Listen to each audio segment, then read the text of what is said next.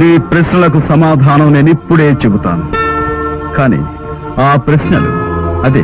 నువ్వు అడుగుతున్న ఒక్కొక్క ప్రశ్న, చిన్నప్పుడు నీ కాళ్లకు చెప్పులు లేకుండా నువ్వు స్కూలుకు వెళ్ళావే, ఆ రోజున నీ కాళ్లకు చెప్పులు లేవని నిన్ను ఎండలో నిలబెట్టినప్పుడు నేను పరుగున షాపుకు వెళ్లి నీకు బూట్లు తీసుకొచ్చి నీ కాళ్లకు తొడిగానే, అప్పుడు ఆ బూట్లు ఎక్కడి నుంచి వచ్చాయి శివాని నువ్వు అడుగుంటే సమాధానం నీకు అప్పుడే దొరుకుండేది.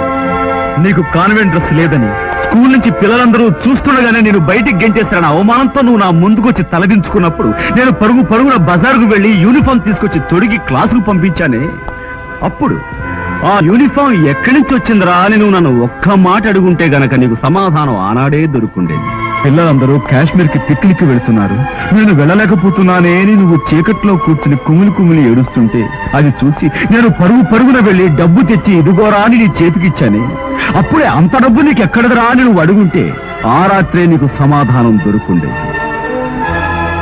సైకిల్ కూడా కొనటానికి దిక్కులేని ఓ పేపర్ బాయ్ మోటార్ సైకిల్ కొనిచ్చి నువ్వు కాలేజీకి వెళ్ళవలసింది సైకిల్ మీద కాదు మోటార్ సైకిల్ మీద అని చెప్పిన రోజున ఇది ఎక్కడి నుంచి వచ్చిన మిత్రమా అని నువ్వు అడుగుంటే